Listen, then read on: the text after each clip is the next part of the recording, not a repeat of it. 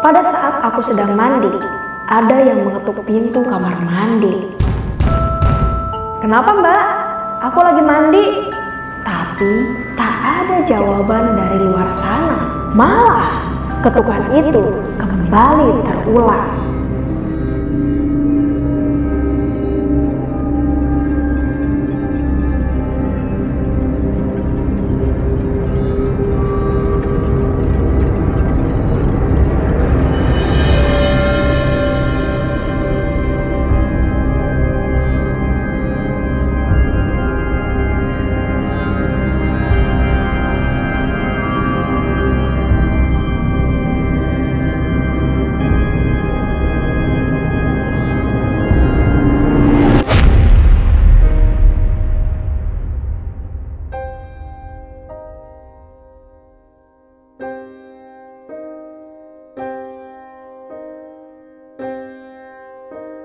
Assalamualaikum warahmatullahi wabarakatuh. Hai gengs, seperti biasa di malam ini Tri Chandra akan membawakan kisah horor. Cerita kali ini kudapat dari salah satu akun Twitter yang menceritakan sebuah teror mengerikan yang terjadi pada Mirna. Entah apa penyebab dan dari mana datangnya, sehingga Mirna harus mengalami ketakutan yang luar biasa. Dan tanpa berlama-lama, kita masuk ke ceritanya. Let's go.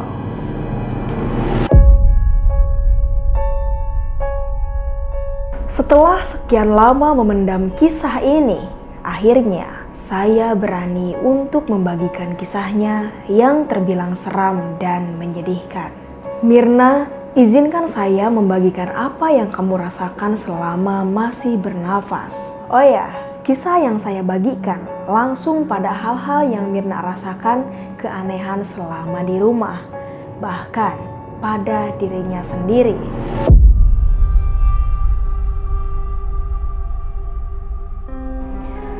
Namaku Mirna, berusia 20 tahun, adalah seorang anak tunggal di keluarga kecil ini.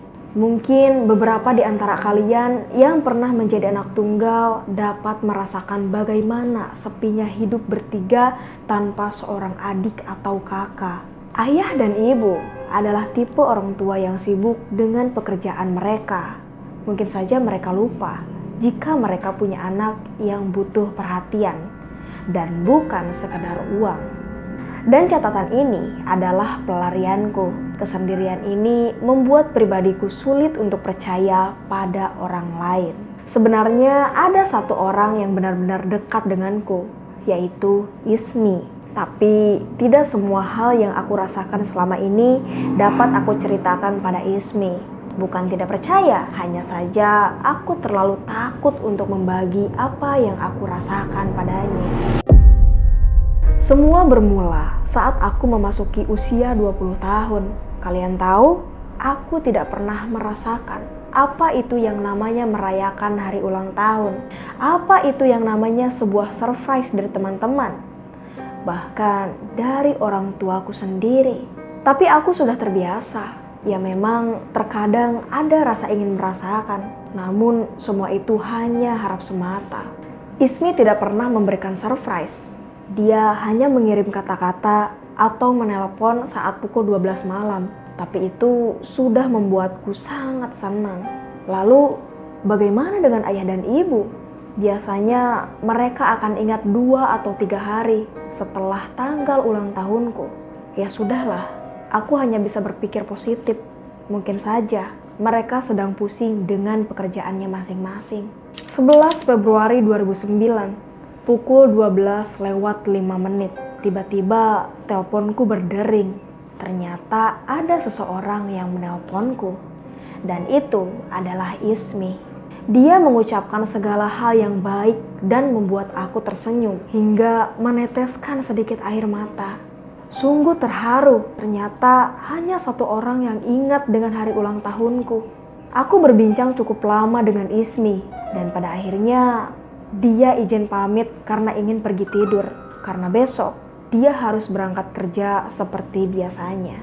Tidak apa-apa, walau hanya sebentar sudah membuatku cukup senang. Telepon ditutup dan kutaruh HP di meja samping kasur.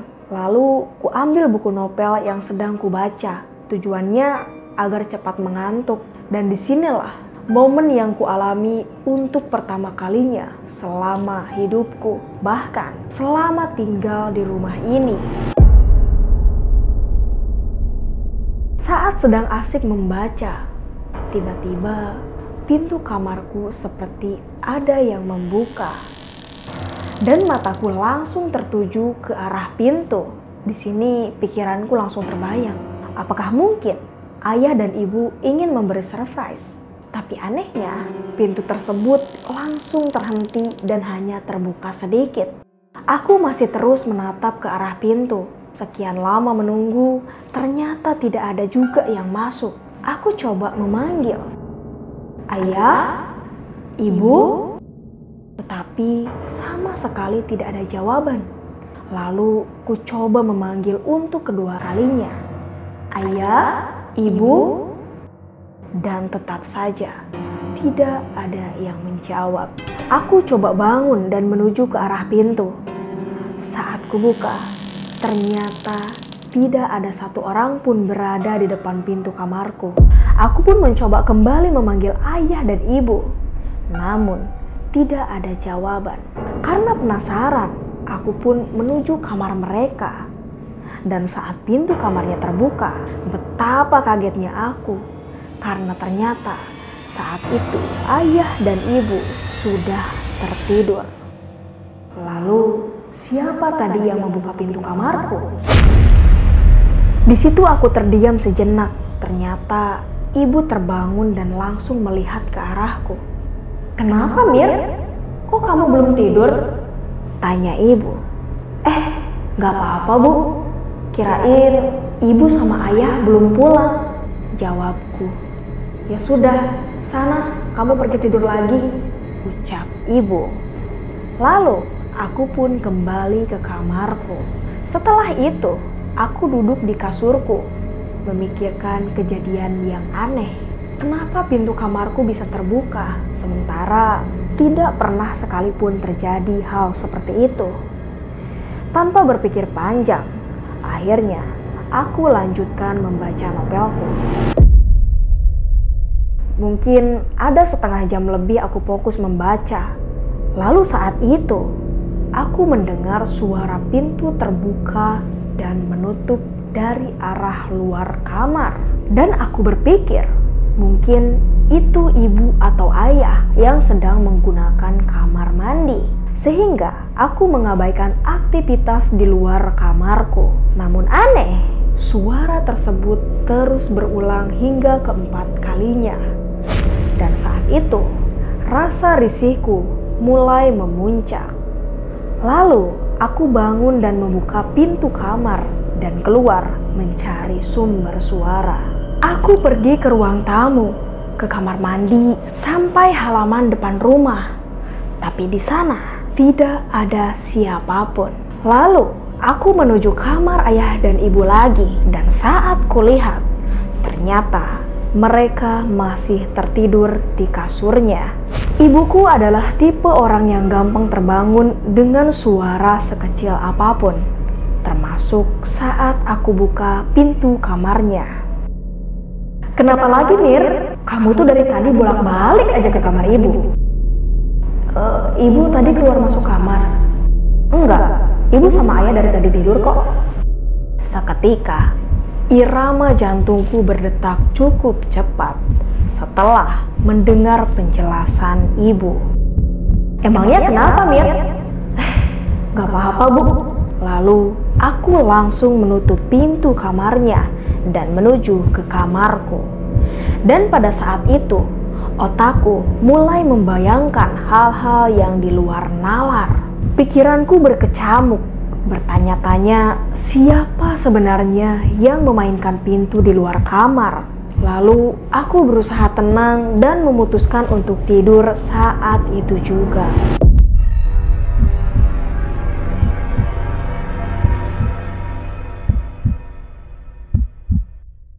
12 Februari 2009, hari ini aku terbangun sedikit siang. Aku langsung menuju kamar mandi untuk cuci muka dan sikat gigi. Di sini juga ada Mbak yang biasa bersih-bersih rumah. Rumahnya dekat, jadi beliau tidak perlu menginap di sini. Tugas dia hanya bersih-bersih dan cuci baju. Setelah selesai, dia langsung pulang.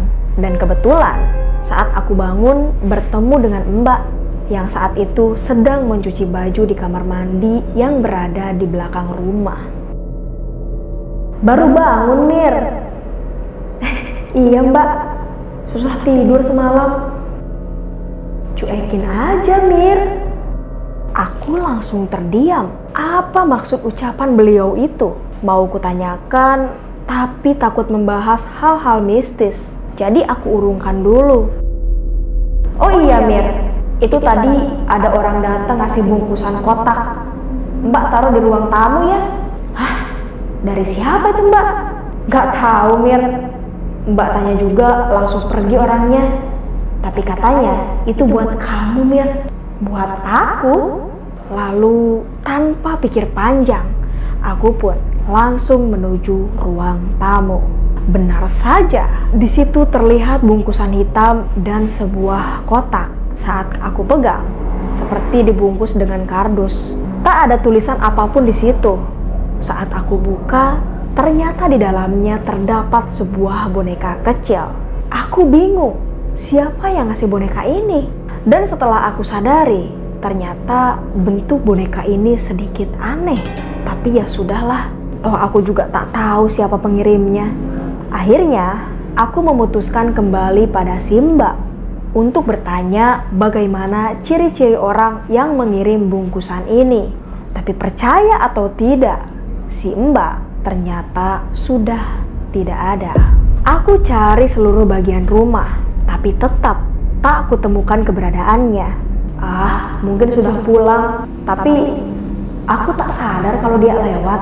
Di samping memikirkan hilangnya si Mbak, aku pun masih terheran-heran siapa orang yang sengaja mengirim boneka ini.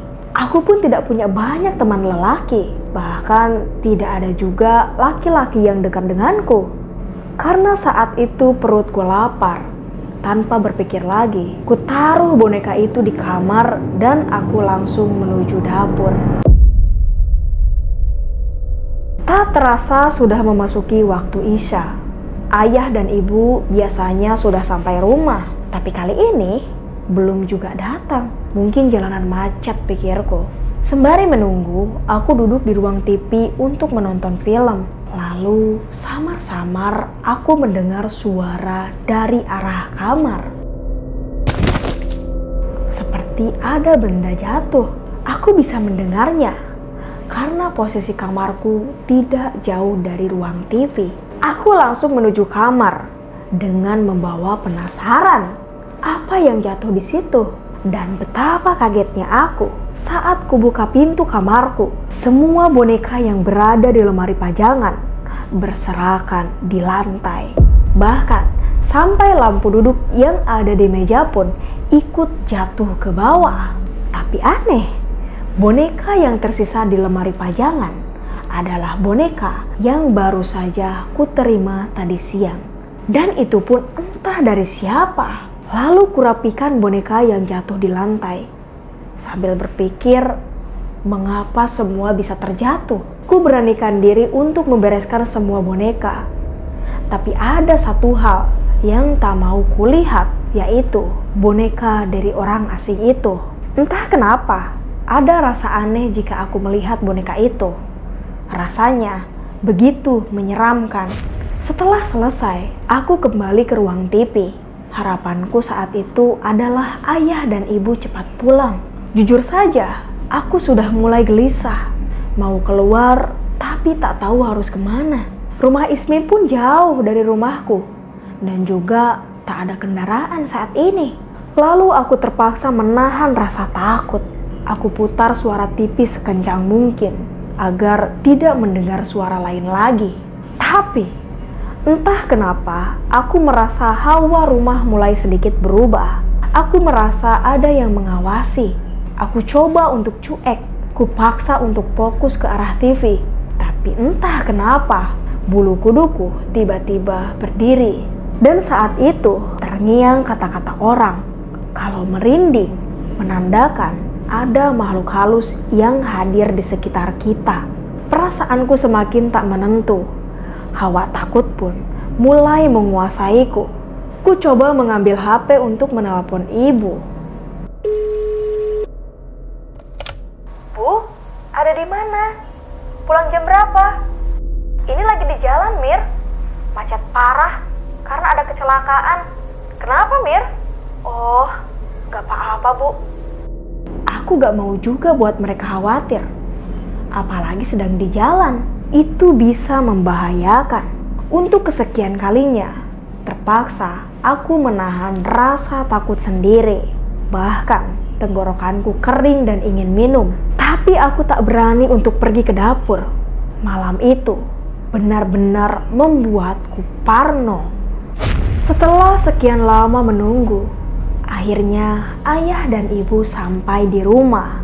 Hatiku mulai sedikit tenang. "Tumben kamu nonton TV?" tanya ibu.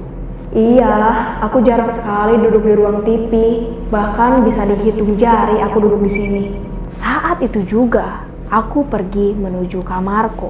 Mataku langsung tertuju pada boneka misterius itu. Dan tanpa basa-basi, aku taruh di ruang tamu. Aku benar-benar merasa ada yang aneh dengan boneka itu. Sepertinya ada sesuatu. Malam itu niatnya akan kulanjut membaca novel. Tapi ternyata mood tidak membantu. Dan akhirnya aku paksakan untuk tidur. Karena juga aku takut mengalami hal yang sama dengan apa yang terjadi semalam. Jadi lebih baik aku pergi tidur saja.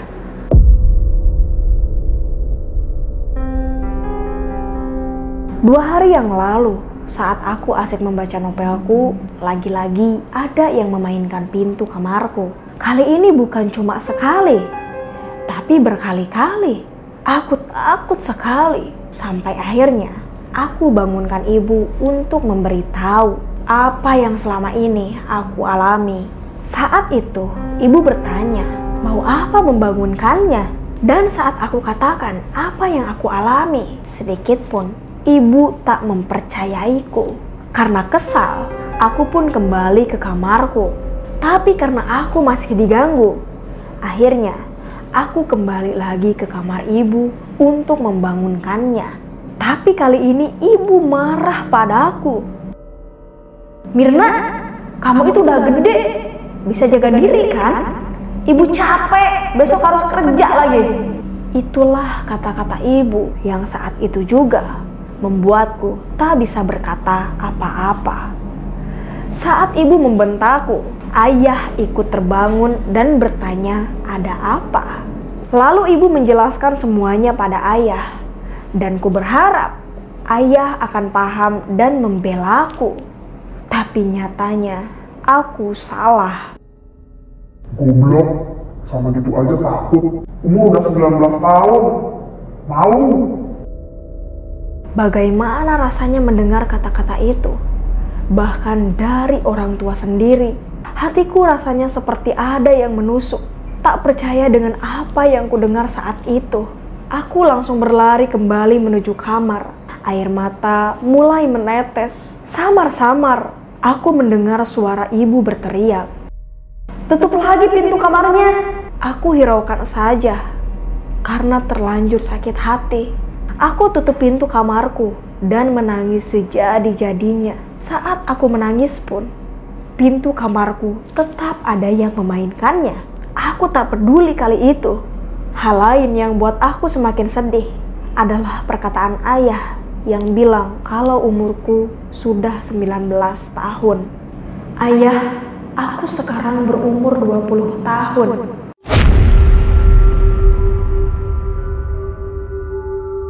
Tak terasa aku pun tertidur malam itu juga. Mungkin lelah sudah menangis semalaman. Paginya aku terbangun. Dan seperti biasa, sudah tidak ada siapapun di rumahku.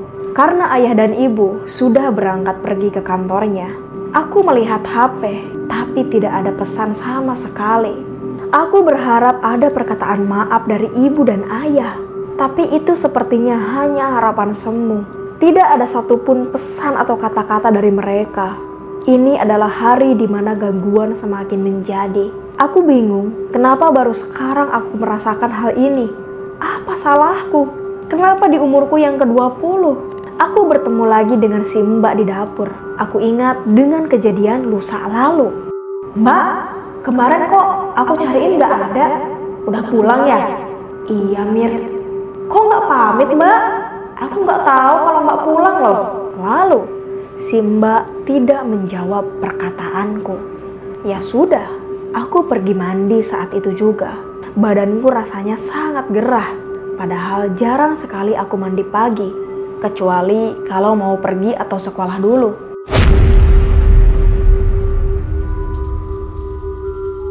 Pada saat aku sedang mandi, ada yang mengetuk pintu kamar mandi. Kenapa Mbak?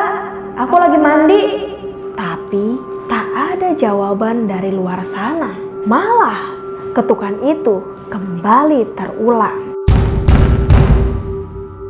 Karena dirasa jengkel, akhirnya tak sengaja aku bentak. Kenapa sih Mbak? Dibilang orang lagi mandi? Dan saat itu juga ketukannya menghilang. Mungkinkah kaget karena aku bentak? Setelah selesai mandi, aku mencari si Mbak. Dan lagi-lagi dia sudah tak ada di rumah. Kebiasaan pulang gak pernah pamit atau hanya sekedar basa-basi. Kegiatanku di rumah adalah hanya tidur, bangun, makan dan baca novel. Kejadian aneh di rumah ini lebih sering terjadi saat malam hari. Bukan berarti siang hari itu tak ada gangguan. Namun intensitasnya lebih kuat di malam hari. Seperti di malam ini, jam menunjukkan pukul 9 malam. Aku tak tahu jika ayah dan ibu sudah pulang ataukah belum. Karena aku asik baca novel sembari mendengarkan lagu pakai headset. Tapi lama-lama, aku pun bosan dan melepaskan headsetku. Di saat headset sudah terlepas, dengan sadar, aku mendengar suara ramai dari arah ruang tamu. Pikirku, mungkin teman ayah atau ibu datang main ke rumah. Tapi kenapa malam banget? Karena tak pernah sampai semalam ini. Awalnya aku diam, tapi lama-lama aku penasaran juga siapa tamu tersebut. Karena benar-benar ramai, layaknya keluarga besar berkumpul.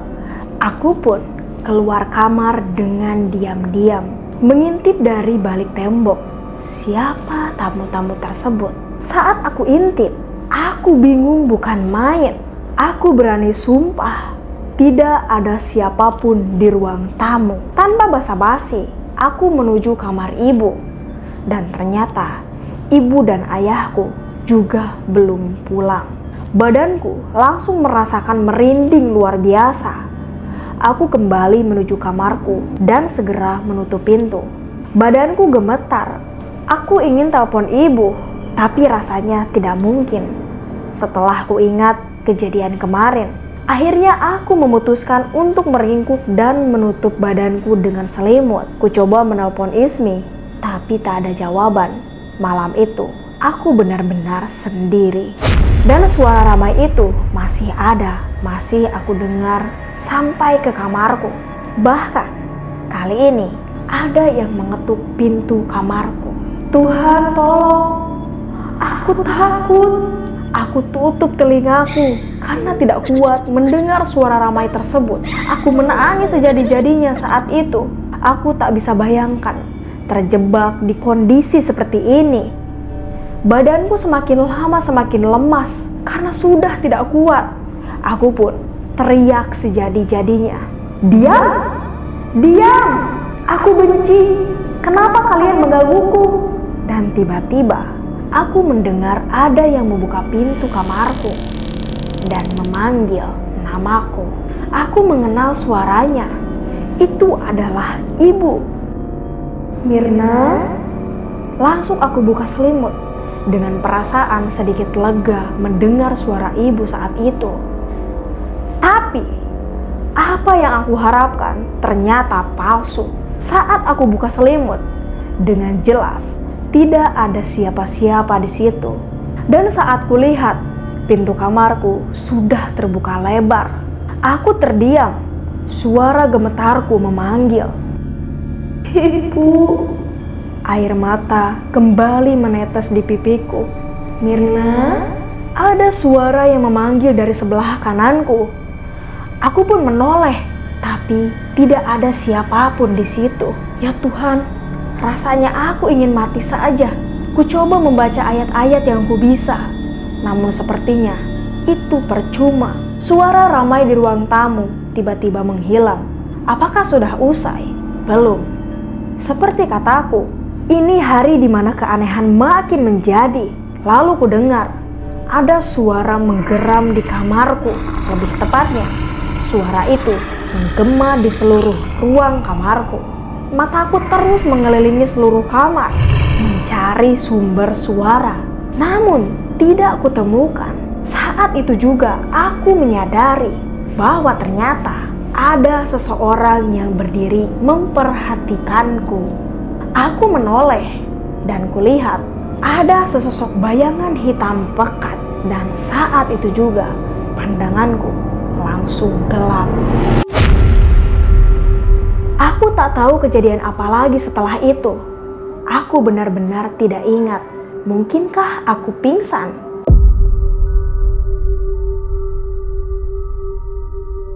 Hari ini 15 Februari 2009. Aku terbangun dengan hal yang lagi-lagi membuat hatiku sakit. Jujur, aku jarang meminta sesuatu pada ayah dan ibu. Aku jarang mengeluh. Aku pun mengerti jika mereka sibuk dengan pekerjaannya, bahkan di hari Sabtu dan Minggu. Mirna, bangun, lu jadi anak berguna dikit. Lihat tuh, rumah kotor sama berantakan. Bener-bener gak ada pedulinya sama sekali. Iya, itu kata-kata yang aku dengar pagi ini saat membuka mata. Bu, kan ada mbak yang ngerapiin rumah tiap hari. Jawabku yang masih mengantuk. Mbak dari mana? Dia udah meninggal 3 hari lalu. Tahu gak? Ketika itu, jantung mau copot rasanya. Lantas, siapa yang selama ini menemaniku?